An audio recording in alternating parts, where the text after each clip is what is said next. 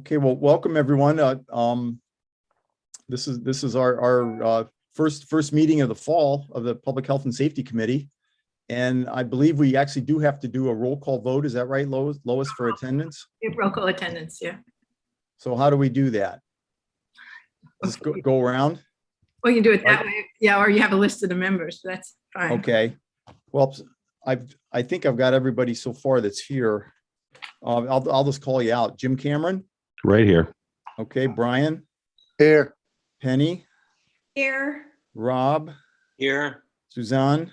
Here. Lois? Here. Christine? Here. Holly? Here. Megan?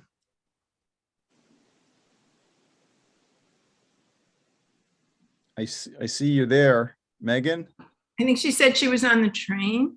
Oh, okay. All right. Well, that's fine. She's muted. But I see Jennifer's here. Jennifer. Hi. Okay. And let's see, Colin Yep. and Mia. Present. I don't know. I don't have my list, so I don't know who else to call on. Fine. So I think we're good. We definitely have a quorum. So why don't we go ahead and get started? The first order of business tonight would be to approve the minutes of the May 5th meeting. Any comments or anything? Otherwise, we'll just go ahead and approve them. All in favor? Aye. Aye. Okay. Aye. Okay, the next on the agenda is that I thought I'd just do a quick update. We had an advisory board of health meeting last week. I'm not really going to talk about COVID because David Knopf is going to be speaking tonight to all of us. I didn't want to steal his thunder, but we did talk about some other things that were kind of interesting. There will be seasonal flu clinics this fall. I don't think he'll be doing as many because it's very easy these days to get a flu shot from your own doctor, from pharmacy. So I think they're going to scale back a little bit on what they're actually going to be offering as far as numbers. But the food protection is going very well. I mean, they continue to do regular inspections of all of our restaurants. They had a huge project at Stop and Shop. It's just mind-boggling. Millions of dollars of food and stuff was thrown away, but they had to do a total inspection there before they could reopen. But that really has been going well. Beach water sampling has been going well. I believe maybe Christine, or you could help me, but I think they had to close the beach once this summer, maybe twice with the rains that we had. That's about it, yeah. But that's it hasn't been occurring very often, so that's good. And I'm sure there'll be talk later about the flooding. But there have been mosquitoes and ticks, nothing really major, but they are still checking for that. And yeah, that's really about it. There's going to be definitely public outreach of things going forward at the farmers market, the library. There's going to be a Channel 79 interview, so all good stuff. So those are just some of the highlights. As far as COVID, like I said, David will speak about that at the full RTM meeting. The next issue on our agenda is to discuss the flooding in Darien. And I thought we'd talk a little bit about the resolution that the full RTM is going to be voting on tonight, and that's the acquisition of 27 Crimmins Road. We are not actually on that as a subcommittee to vote on it, but we certainly can discuss it, and we could offer our input if we want to for the full RTM. But it's really been something. I mean, that home is flooded more than once. I just feel for the family. But they did go through the process, and FEMA will be contributing most of it. The money rather, and then the town's going to kick in their share. But then as I understand it, the property becomes the property of the town. So it becomes open space. So maybe we talk a little bit. I think there's been some concern about, is this setting a precedent that anybody can do this? And the best I can tell, it's not. It's just a one-off situation. don't know if anyone else has anything to offer on that. Yeah, Mac, I agree. And I think that, didn't we do this years ago on maybe Cherry Street? I remember something similar, but anybody that's been down there on Crimmins, even though Crimmins is a down the hill type street, this house is situated in such a way that it's like at the bottom of everything. So it just catches all the water. So I'm glad the town and FEMA are taking the initiative, because it's almost a house that you just can't live in. It's crazy. But Well, like you said, it's multiple times. Yeah, they Yeah, said and nine times. they can't really Is that right? elevate it. There's a garage involved that can't be elevated. So there's a lot of issues that and they really looked at it, every way and sideways, and they just decided the best thing to do is to, knock it down and never build there again. Yeah. But I think that, there are other issues too, is that I think there's quite a concern that all over town, there are creeks that have been overflowing that never overflowed before. Jim, I know you're on, you might want to weigh in your own personal experience. You mentioned to me that you had water that came within inches of coming in your house.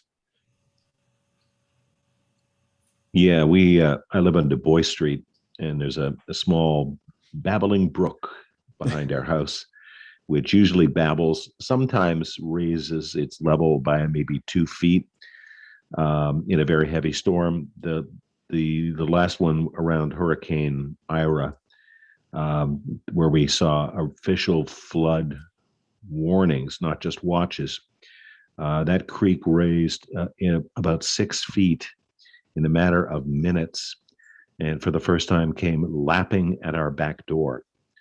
There were other houses with a little lower elevation that got serious flooding on the street as well too.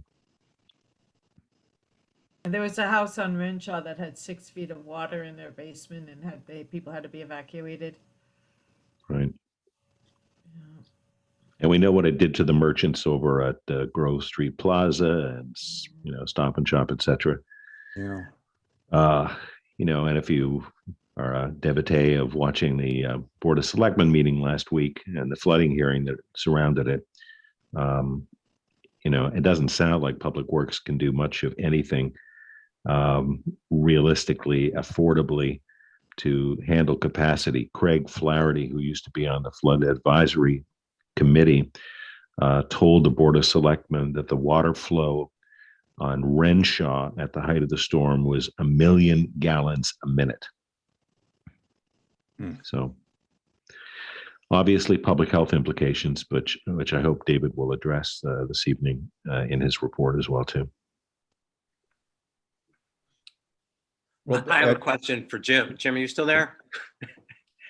Absolutely. Good. My question was, there are no, when you say there's no affordable solutions, are there unaffordable solutions?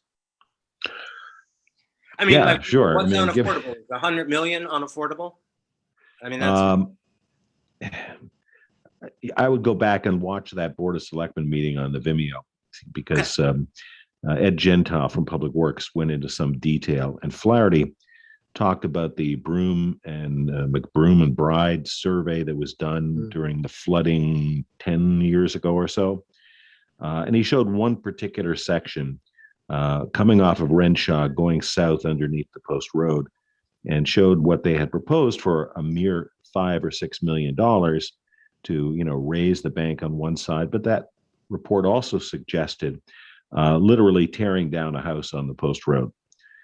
So I think that part of the solution is going to be doing what we're seeing with Crimmins tonight, which is, making it impossible for people to live in situations that are going to be so flood prone.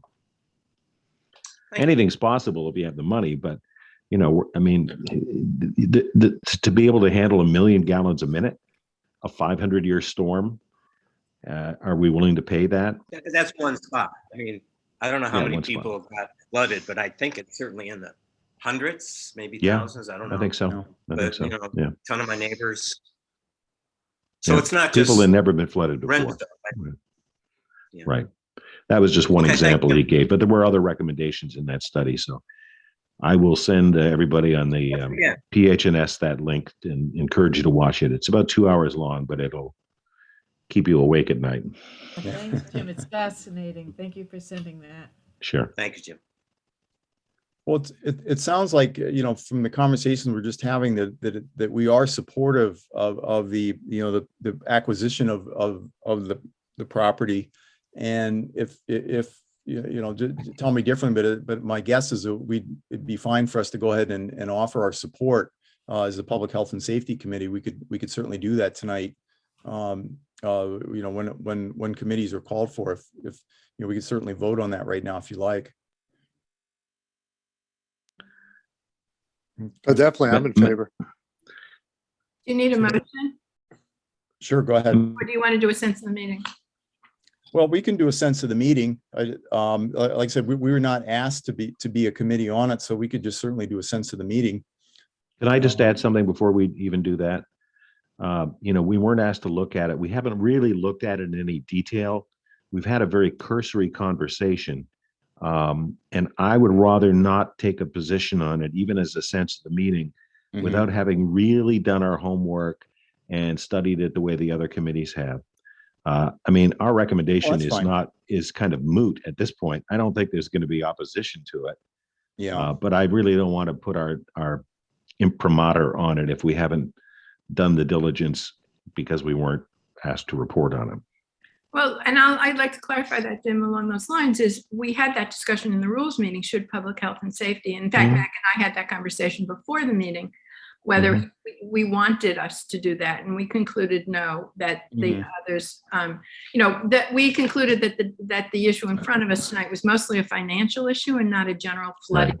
yeah. So that is why Right. we're not put on as a requirement, but we certainly could That's speak. fine. Well, that's good. That's fine. That's good that we're talking about this. So, Yeah. Jim, I'm supportive of what you're saying. To just, it's good for us to talk about it, but we don't need to take an actual position on it. Yeah, if you want to chime in and say we had an informal discussion, and I just don't want to. I want to do the homework before we take a Mhm. vote, and we Okay. haven't had a chance to do that. And Loris, you're quite correct. I don't think it's really an issue of public health at this point. It was really a financial decision on the Right. part of the town, matching the money from FEMA, et cetera. So, thank you. Thank you. Okay. Thanks for bringing that up. Okay. Well, so we'll move on here. The next topic on our agenda is discuss the pending October 1st, 2021 state law changes regarding growing and the use of marijuana as it pertains to Darien. That's something that is not an issue yet in front of the RTM, but I just thought we might want to talk about it a little bit, because the town currently has laws restricting the growing of marijuana and the using of it in town, and certainly selling it. But that's going to change at the state level on October 1st. And the question is, at some point we're going to be probably asked to weigh in on that. I know planning and zoning is looking at it right now.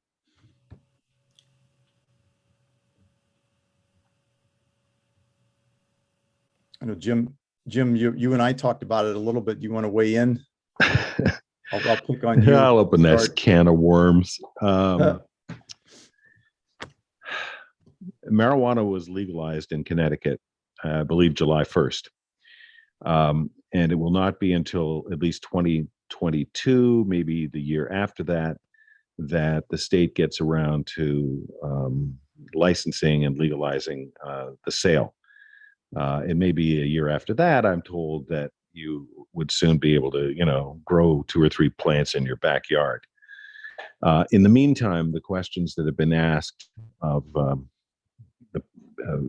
Jeremy Ginsburg, Public Works Department, seem to indicate that the Planning and Zoning Commission is going to take one of the opt-out provisions that the state law provided, a one-time opt-out feature that allows them to, in effect, say no marijuana sales within the city limits, within the town itself.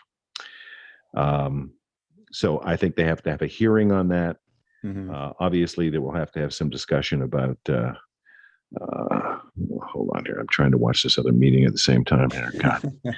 Well, I Will think. you I think excuse there's me while also I some- tend to this other meeting too? I have Uh. to get the Board of Selectmen meeting going. I'll be back, promise. Okay, but I think there's also, if I'm not mistaken, I think there's a sunset provision so that when the town makes a decision on it, it's not forever. It gets to be revisited within a year or two.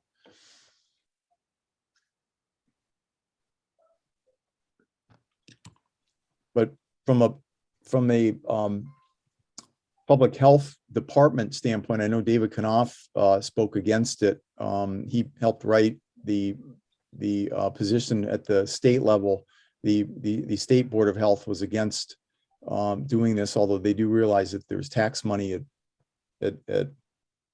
what's the word I want to say? There's the purpose of this is also to raise a lot of tax money, so they understand that, but they're really pushing to have some type of addiction treatments available along with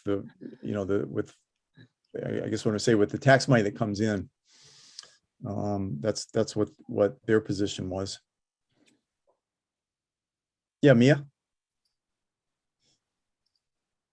Mia, you're muted. Sorry, just unmuting myself. Yeah. I'm a psychiatrist, as most of you know, so I have strong opinions of both directions, as far as marijuana and how it affects the developing brain. So I don't know who or how, I don't know the process, if it's planning and zoning, that sounds like that's mainly for growing your own, but not for distributing or purchasing. And I don't know, I would love to see treatment and preventative programs going into schools and elsewhere. I think Darien has done a good job with substance use awareness in the schools, and I'd love to see more of that if this does come to fruition. And I don't know how one goes about increasing that, the finances that would be needed for that. Well, I know David Knopf is going to be pushing for that. Definitely needed. I'll weigh in. I'm in favor of prohibiting cannabis stores if we're willing to become a dry town. Close the package. I'm not joking. You know what? Here. Show me a stone person who's driving 90 miles an hour on the highway on Saturday night. Show me a stone person who's getting into a fight at Ernie's. So I would actually argue there are a lot of stoned people that are driving 90 miles an hour, and there's no clear way of testing that. And I'm not arguing against someone using marijuana if it's in a clean recreational setting. The amount of people and adolescents and 20-something-year-old kids who've come in a full-on psychotic episode because of smoking marijuana and end up with a long-term psychotic illness because of it. Yes, that's not all of the people, but you don't know who's going to be prone to that and not. And I just would want to make sure that we're protecting the under 25 population. Well, I certainly defer to your expertise here, Mia. I mean, I respect your opinion a lot. I'm still trying to differentiate this from alcohol, because I'm certain you see quite a few alcoholics as well. I think it can be, marijuana use can be much more pervasive and no one knows about it, right? Alcohol, you have a way of breathalyzing, you have a way of following up if people are using it or not. The other is, I mean, I guess if it becomes totally legalized, it doesn't matter what the indications are right now, but the indications don't really follow science. The ones that Connecticut decided were for medical marijuana. I agree that alcohol, it's very similar. I think that the strains of alcohol, it's the same as, having, if someone's drinking like a grain alcohol drink straight up and drinking a fifth a day, versus a couple of beers, because that's the same thing that exists with all of the different strains of marijuana. Well, I think it's all bad, Mia. I mean, we all have our methods of coping, and I get it. I hear you. I guess if I were to go to an addiction clinic that treats all addictions and look at 35-year-old males, just as a random demographic, how many would have an alcohol problem and how many would have a cannabis problem? So actually, I'm not arguing with that. I'm just trying to get a sense of alcoholism versus cannabis addiction. I can actually tell you that, Okay. because I worked at Silver Hill for the last 10 years, that people come specifically for alcohol because cannabis, I mean, how many people drink alcohol and don't need to go to a treatment facility, right? Like usually the cannabis people are still there, but because you don't have medical consequences to it, because it doesn't necessarily have the same ramifications that alcohol does. More people are there that smoke marijuana regularly that don't admit it's a problem or don't want to give it up. Can I Okay. interject just a thought here? Because we're debating how many angels and devils there are in the head of a pin.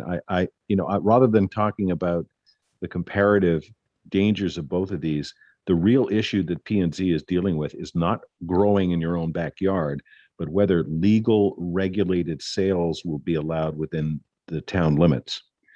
And if it's not allowed in Darien, we might forego some tax revenue, but it will certainly be allowed in Stamford and in Norwalk. And your younger patients, if they're looking to get it, well, they're probably getting it now already, right? You can get it And I on don't- Craigslist, for crying out loud. I think it'll be as ubiquitous, whether it's being sold in Darien or not. And I think we have, according to my rough count, we have 8 or 12 liquor stores in this town. And it is much harder. I'm just basing this on the other stores I visited in states where marijuana is legal. It is much harder to even get in the store, let alone make a purchase. You have to provide your driver's license. You have to prove who you are. You have to prove your age. It's much harder to do that in a legal marijuana store than it is to get a 6-pack out of a liquor store. So I think the question of regulation is really one of equity of sales. However, And- you can secondhand, someone goes into that marijuana store, it's a lot easier to pass along marijuana from one. Oh, sure. person Okay, to got another. Yeah, well, that's going to I happen just wanna wherever. say- That's happened anywhere in the state. I mean, if people have to go to All I Bridgeport want to to tell get it. everyone, if they don't know, all I want to throw in is everyone knows, every one of you people can go on Craigslist, Etsy, Craigslist right now, and you can have marijuana at your door in an hour. Okay? So the idea to me of kind of pushing those people out of business, where you have to go to kids are going to get it, but I'd actually much rather not have that and not have cannabis. Well, this is Again, all interesting. I'm not arguing one way or another. I I'm don't just want to saying convince. I'm bring not up the trying to medical convince any of you. I'm weighing aspect of in. it. I'm weighing in. Yeah, I don't no, it's drink. interesting. Also, I know the police chief has been asked to weigh in as well. Yeah. From his standpoint. So that's going to be interesting. But we have not been asked to vote on this, or this is just something I just threw out there. There's some conversation because it is going to be out there. Well, Could make an personally, I interesting would campaign oppose- issue. Yeah, I would oppose marijuana sales in town. There's just so much, as Mia was saying, so many complications, children, adolescents becoming psychotic and can have a long-term psychosis. I've seen this in my field as well. And it also has shown to lower IQs, and we're really trying to improve our students and not do anything to be a detriment to them. So I would prefer. But it's it still not legal. be allowed. It's legal in this state now. I know. And if we don't sell it in Darien, people will go to Norwalk or go to Stamford. Let them go. So what's the big deal about not selling it in Darien? We're going to Because feel high and mighty and moral Right. Yeah, no, I just don't with like 12 the, liquor stores? Yeah, I don't like the image of it. I don't like it's okay. a prompt when you go by a store and you see a marijuana symbol or something. I just don't like the idea of it, tell you the truth. And I'm a liberal. Cool. It's cool. Well, this has been good. That was really the last topic I had. Do we have any announcements? I have a question. Sure. I have a question because I have not seen this come up in this committee. One of my neighbors asked about how she gets a crosswalk. And the crosswalk she's talking about is on the north side of the underpass on Leroy. Because there's one from the parking lot to the trains. But apparently the kids come down, they come down west, they come down Bailey, and that's a bus stop. So she asked, and I said, well, I don't know how that works, but I happen to be on the Public Health and Safety Sure. Committee, and there's probably someone who knows. Well, the quick answer is I know. there is a traffic department of the police department. There's a you know, a Right. section on the website you go to, and there's clear bullet points of how to go about it. Because you know, obviously you bring it to their attention, they look into it. Then they have to do a traffic study. I mean, there's a lot of things involved. It isn't just you don't just request it and it gets done. Okay. So Is that your answer as well, Jim? Yeah, and actually Christine, who is also in District 4 and lives on my street, can speak to that because Mhm. she's been expressing some concerns on behalf of our neighbors, and the police department put stanchions in the middle of the road that say "slow down" as an interim step to maybe doing something else as well too. But it's the police commission also happens to be the LTA, the local traffic authority. So they're the ones that regulate crosswalks, unless it's a state road in which they have to get DOT involved, and then good luck. But if it's just a local road, that's the place Well, to start. It's Leroy. So, I don't think that's a state road. but you're starting about the train station. I don't know. Is that a thing? No. Okay. Thank you. Then. Yeah. Start with the police commission. They're open and receptive. Yeah. Wait, do you start with police commission, or you start with the actual police department and go to police commission if you want to raise it? well, it's really the traffic authority. Go on the police website. And there's Right. there's a specific area for traffic authority. That's what I would recommend. Right. Okay. Yep. So we have a crosswalk that no one knows how it got there on the state road. And this is the 7-Eleven remnants. So on the corner of Birch, just east, yeah. Anyway, there's a crosswalk that the police department does not know how it got there. The state put it in. And some of us have been testing it just to see what happens. And of course, no one stops, and you're totally taking your life in your hands. So one of my neighbors said she wanted to follow up. So I just suggested she contact somebody there. But they were suggesting putting up, getting, a sign or something to let people know, because if you're heading from Norwalk to Darien, the point at which you have this crosswalk is just as you're picking up, having gone through that rigmarole of exit 13, so the car starts zooming and smack crosswalk that nobody can really see. So we'll trade you. You can have it. We'll take it out of there. And, but anyway, I don't know why it's there. And I don't know the answers to how they do it. I thought you were going to be taught, well, on Leroy, you wouldn't put in a speed bump. So that wouldn't be. Well, one thing that'd be a nice little segue. Jim Cameron wrote a nice article. It was in the Darien. And Jim, you might want to talk about a little bit, but there are some new laws that go into effect on October 1st, specifically about crosswalks. Yeah, it's a bunch of new laws going into effect on Friday, I guess it is this week. One of them is specifically a pedestrian and bike safety law. And it says that if a person approaches a crosswalk and indicates by pointing or waving their arm that they want to cross that crosswalk, the motorist must stop, regardless of anything else going on. The motorist must stop, fines up to $500. The secondary part of this is that a motorist cannot open his or her door and whack a pedestrian or somebody on a bicycle who may be driving past as well too. There's also a seatbelt provision, I believe, as well, something new in that regard. I'll send you a link to the story that I wrote about this in particular. I think it's going to be challenging enforcement because a lot of folks in this town just, they don't stop at red lights. They don't seem to slow down at stop signs.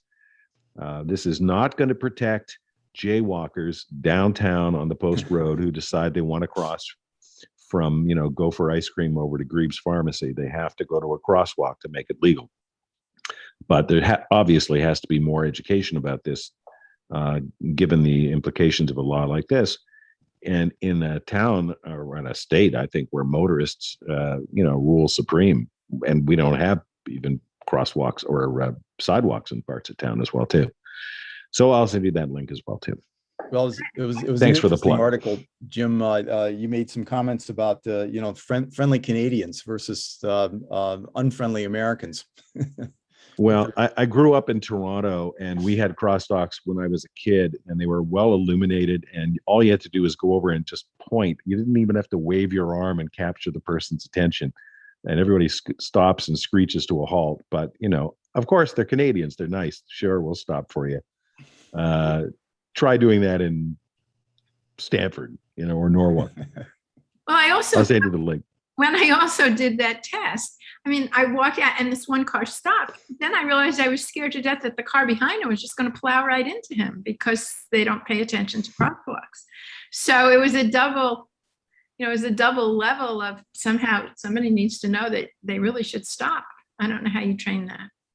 Well, I think that if they add more signage, I know in New Canaan, they have the big signs in the middle of the, right on the double yellow line at a crosswalk. And you see that when you drive up, that it kind of reminds you that it isn't just the white line on the road itself. There's a sign there that, you know, it's hard to avoid it.